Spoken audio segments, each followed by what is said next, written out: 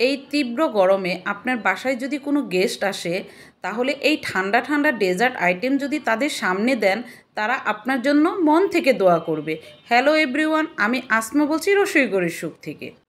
আজকে আপনাদের সাথে শেয়ার করব ফ্রুট কাস্টার্ড।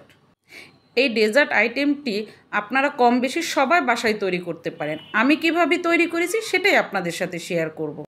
প্রথমে আমি এখানে নিয়েছি 1 লিটারের মতো লিকুইড গরুর দুধ। আমি দুধটাকে সুন্দর করে বরফ থেকে সারিয়ে নিয়েছি। এখন চলে যাব চুলার প্রিপারেশনে। চুলাটা আমি ধরিয়ে নিয়েছি, চুলার আঁচটা এ পর্যায়ে মিডিয়ামে আছে। এখন আমি দুধটাকে অনবরত নেড়ে চেড়ে, দুধটা আমি 4 কাপ দুধ আছে, এখানে আমি 3 কাপের মতো করে নিয়েছি।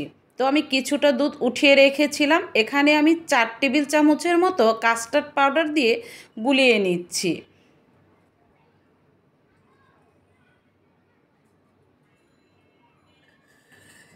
এখন ভালো করে গুলিয়ে নিচ্ছি। গুলানো হয়ে গেছে। এখন আমি এ পর্যায়ে দিয়ে দিচ্ছি 1/2 কাপের মতো চিনি। চিনিটা আপনাদের পছন্দ মতো আপনারা অ্যাড করবেন, যে যেমন মিষ্টি পছন্দ করেন। চিনিটা দেওয়ার পর আমি আরও কিছুক্ষণ দুধটাকে জাল করে নিব। দুধটা জ্বালানো ভালো হলে ডেজার্টটা খেতে ভালো লাগবে। এ পর্যায়ে আমি সে কাস্টার্ড পাউডার যে গুলিয়ে রেখেছিলাম সেটা অল্প অল্প করে অ্যাড করব, আর আমি ভালো করে নেড়ে চেড়ে নিব। কোনোভাবেই নাড়াচাড়া অফ করা যাবে না, না হলে দলা পেকে যেতে পারে। সম্পূর্ণ কাস্টার্ড পাউডার অ্যাড করা হয়ে গেছে, দুধটা ঘন হয়ে এসেছে। আরও কিছুক্ষণ অনবরত নেড়েচেড়ে জ্বালিয়ে নিব।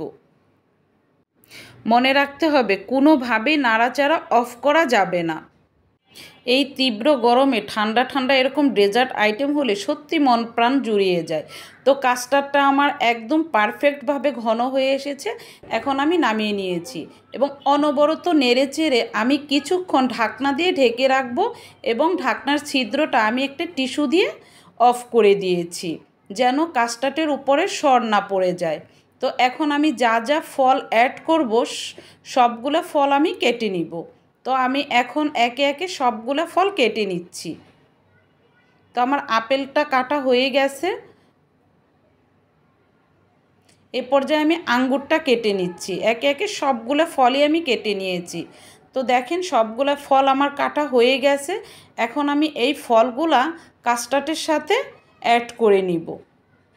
তো আমার কাস্টার্ডটা আমি কিছুক্ষণের জন্য ফ্রিজে রেখে দিয়েছিলাম। যখন কাস্টার্ডটা ঠান্ডা হয়ে এসেছে এ পর্যায়ে আমি ফলগুলো মিশিয়ে নিচ্ছি। তো আপনারা আপনাদের পছন্দ মতো ফল অ্যাড করতে পারেন। আমি আমার পছন্দ মতো ফল অ্যাড করেছি। তো আমার সম্পূর্ণ ফল অ্যাড করা হয়ে গেছে। আমি কিছু লাল আঙুর দিয়ে উপরে ডেকোরেশন করে নিচ্ছি। হয়ে গেছে আমার ঠান্ডা ঠান্ডা ডেজার্ট ফ্রুট কাস্টার্ড। ভিডিওটি শেষ পর্যন্ত দেখার জন্য ধন্যবাদ। আর আজকের ভিডিওটি যদি ভালো লাগে তাহলে আপনার ফ্রেন্ডস অ্যান্ড ফ্যামিলির সাথে ভিডিওটি শেয়ার করতে পারেন। আর রেসিপি যদি ভালো লেগে থাকে লাইক কমেন্ট সাবস্ক্রাইব করে নেবেন, পাশে থাকা বেল আইকনটি বাজিয়ে দিবেন। আল্লাহ হাফেজ।